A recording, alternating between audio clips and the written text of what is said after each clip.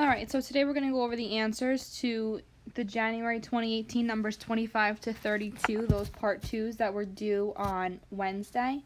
So take out your green pens and your calculators. That we were able to go through this pretty smoothly. For number 25, this wants me to identify the error in the process shown and determine the correct product when you multiply 2 plus 4i and 3 minus I. So I'm going to go through this myself, and I'm going to see what I'm supposed to get because I have to do it anyway. So I have to do 2 plus 4i times 3 minus I. So I have to double distribute this. So 2 times 3 is 6. 2 times negative I is negative 2i. And we have plus 12i. And then we have minus 4i squared. So I combine like terms, so I have 6 plus 10i minus 4i squared. So I have what they have on their second line, what Elizabeth has on her second line.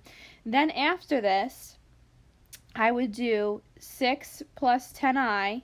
I don't want any exponent on an imaginary number that's bigger than 1, so I have to do a conversion.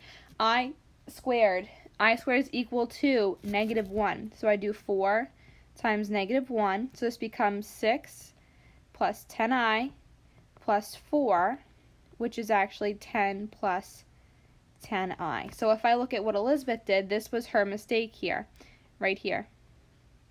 So in your answer, you can explain, because you have to identify the error. So Elizabeth, she mistakenly thought that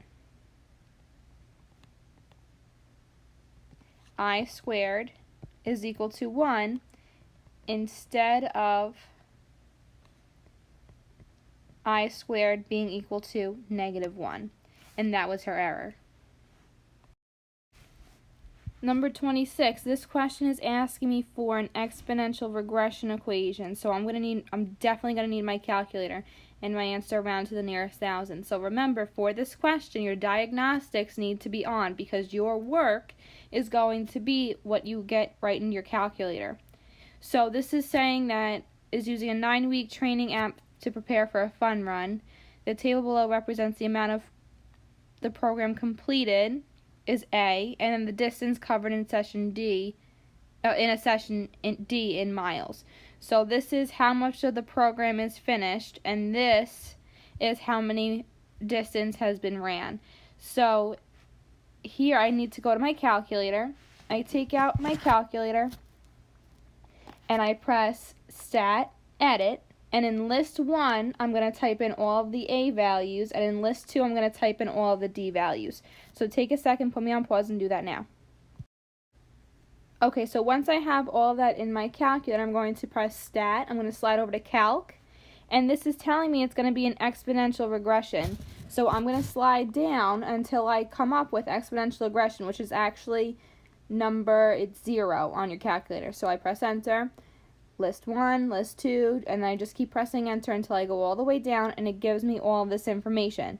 So again, my work, I need to write down everything that I see on my calculator right now. Okay, so take a second and pause, and then write that down on your paper. Okay, so I have all of this on my paper, but I still haven't answered the question. So the answer to my question is going to be everything plugged into my equation rounded to the nearest thousandth like it wants me to. It doesn't tell me what I have to use in my equation, so I'm just going to write y equals rounding to the nearest thousand. So A is 1.223 rounded, and then B is 2.652 raised to the x. And that is my final answer. That's all that I have to do. Now, just quickly, r squared and r, that talks about the correlation coefficient. So again, what that is the closer that r is to 1, the more exact your equation is going to be. Again, this is like the curve of best fit. It's not going to have exactly all of these points up here, but it's going to be the closest curve, the closest exponential function that we have using all of these points. Number 27 is a type of work problem, but fortunately they even gave you the equation right here. Okay, so here a work problem is when you're talking about two people each individually working on some project, whether it's painting a house or mowing a lawn or whatever, and then it talks about how long it takes them to do it if they are working together. So here we have Fred and Barney are carpenters who build the same model desk. It takes Fred 8 hours and Barney is only 6. So Fred and Barney, their times are going to be T1 and T2. Okay? This just wants us to do, this top part just wants me to write an equation that can be used. So here I'm just plugging things in. So I have 1 over, let's go with Fred's time first. It doesn't matter if you switch them. Fred takes 8 hours, so 1 over 8, plus it takes Barney 6 hours. It's not talking about how long it takes for them to work together. It wants to know the variable is going to be working together. So we have equals 1 over T sub B. So that is my equation. Now we have determine to the nearest tenth of an hour how long it would take Fred and Barney working together to build a desk. I have two options here, which I've already talked about with a few people. So I can make this, I can try to have a common denominator just on the left side, and then I can add those and cross multiply. So what I mean by this is between 8 and 6, the least common denominator would be 24, right? So I would do 3 over 24 plus 4 over 24, ooh, that's a 7, over 4, equals 1 over T sub B. So I can combine these, or I could have really just added them in my calculator. If I had just taken these two numbers and added them together in my calculator, it would have given me 7 over 24 equals 1 over T sub B. So now I have one term on the left, one term on the right, which means that I can cross multiply to get rid of the fraction. So 24 times 1 is 24 equals 7 T sub B.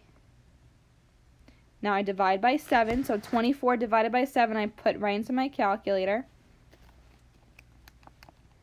And I get 3.428,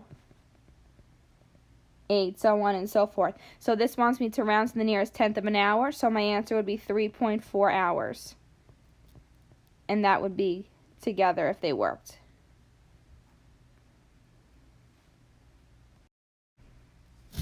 Number 28, completely factor the following expression. So whenever I'm going to completely factor something, I need to make sure that there's nothing else I can do to keep on factoring. I can't just do everything once if there's more that is available for me. So I would split them in half. However, looking at this, I have to get two of the same thing. So if I split this in half right away, on the left I can only take out an x, and I'm left with x plus 3y. And on this side, I could only take out a 1, and I would be left with 3x to the third plus y. These don't match, so I can't factor it this way. So I'm going to see, is there anything that I can do then? Is there anything that I can do to this if I move things around to possibly get it to factor the way I want it to? So here, I'm thinking that if I switch my two middle terms, if I have x squared plus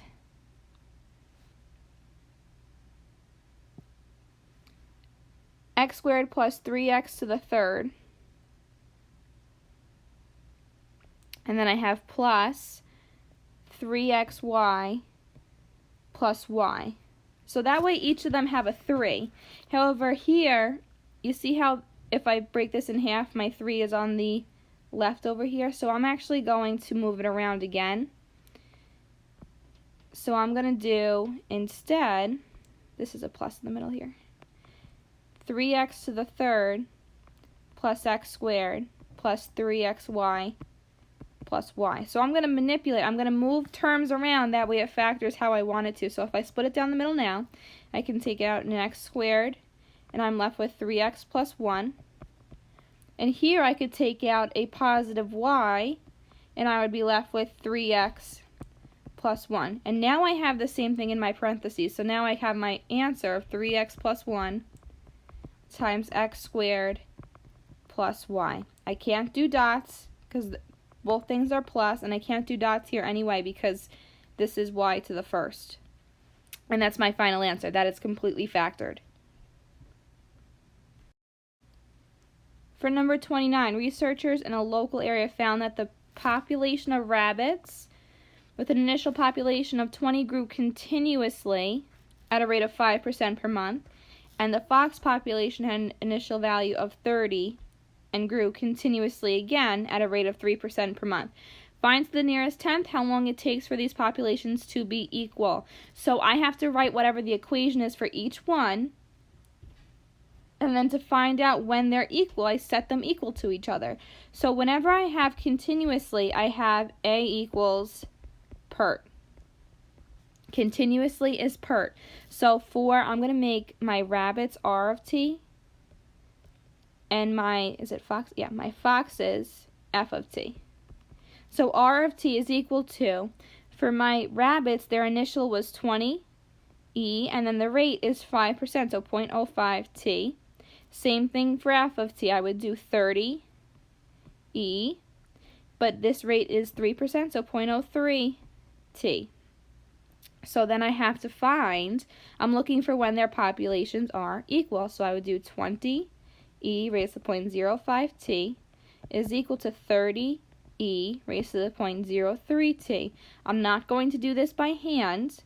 It does not tell me to do it algebraically, so I'm going to type this into y1, this into y2, and then I'm going to do second trace intersect to figure out where they're equal to. I might have to change the window a little bit so I can see the actual point where they touch, but I'm going to do that on my calculator. So put me on pause now, type each of these in, and see if you can find that point on your own. Okay, so I just want to briefly explain the process that I went through when I was going through the window. So before I changed my window, I typed both in and I looked at my table and I wanted to see where the y values were closest together. That way I know where I'm kind of headed to. When I looked at 20, x equals 20, they were pretty close to, they were both pretty much on 54. So I changed my window from my x max to be 18, my x max to be 22, my y min to be 52, and my y max to be 56, because I know that my point, based on my table, I don't know the exact point, but I know that the point is going to be pretty close to 20, 54. So I changed my window, that way it's going to be right around that point. So when I look at the graph of this, I now do second trace intersect as number 5, and I scroll right on top of the point, and then I just keep pressing enter until it gives me an answer. So this point is 20.273255, comma 55.113519 that it came up as. Okay, again, pretty close to 20 and 54, like I saw on my table. So find the nearest tenth of a month. So the time was the x value, how long it takes for these populations to be equal. So the nearest tenth would be 20.3 months as my answer. Okay, so number 30, it gives me a function h of x and a function q of x. H of x is an equation, and q of x I just have a whole bunch of points for. I don't have an actual equation for it. So this question wants to know which one has the smaller minimum value over the domain from -2 to 2. So here I have this whole domain. So it's going to be somewhere one of these numbers. So whatever is the smallest for q of x, whatever is the smallest y value for q of x, that is the minimum value. So for q of x, it's pretty easy to find. Here, its minimum value is -8. It's the smallest one. And then for h of x, it's a trig function. A trig function or a sinusoid is pretty easy to find the max and the min. I take the amplitude, which is 1, and I add or subtract, I take the midline, which is 1, and I add and subtract the amplitude, which is 2. Because I'm looking for the minimum, I would do minus the amplitude of 2. So 1 minus 2 tells me that this has a minimum at -1. So which one has the smaller? That would be q of x, has the smaller.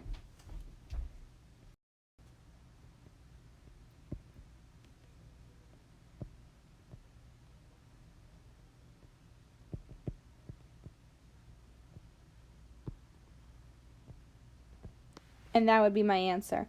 This here would be my work. You could, if you want, you could write it's the midline minus the amplitude, if you don't want to leave that as your only work, but that would be your answer. Number 31 is another one of those graph based on the zeros. So this is a polynomial function. So polynomial functions, I really care about the zeros here. So a quartic polynomial, this means that it's going to be x to the fourth. Okay, so the reason why it's x to the fourth is because you have x plus 1 times x minus 2, x plus 2, because it's plus or minus, and then x minus 3. And we don't know what the leading coefficient is. So anything really would work as long as it goes through these points. It doesn't tell me whether or not I have to have a positive or negative end behavior, meaning my arrows have to go up or down. So that really doesn't matter. So I'm going to draw a grid here. And this is just a sketch really. So again, it doesn't have to be anything exact. So I have a 0 at -1. So I'm going to go by 2's. So I'm going to make this -1. At plus and minus 2, so this is at -2. This is at positive 2. And then I have another one at 3. Okay, so I have to only go through these. I can only go through these zeros. I can't cross the x-axis any times more than this. Okay, so here, if I come in from, I'm going to come in down. So I'm going to have positive end behavior. So again, I go to my last point, and I just go a little bit past it. So I go here, I come here, and then I come back up. Just like that. And that would work. If you do the same thing but flipped over the x-axis, that would be okay. But just remember, don't go too far past those last points. So then if you want, you could label this y equals h of x. And that would work. And 32 is another explain with the rational exponents. Again, rational exponents is such a big topic when they're asking you to explain why something is the way that it is. So for this one, I would do explain why 81 raised to the 3/4 power equals 27.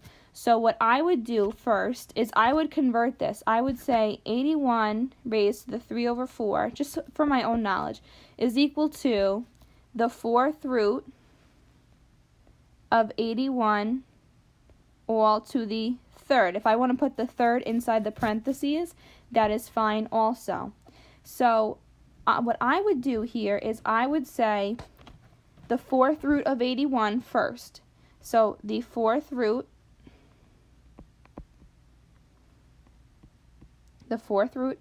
of 81 is equal to 3. So I can type that into my calculator, or I can just practice around. So I would do, to check it, I would do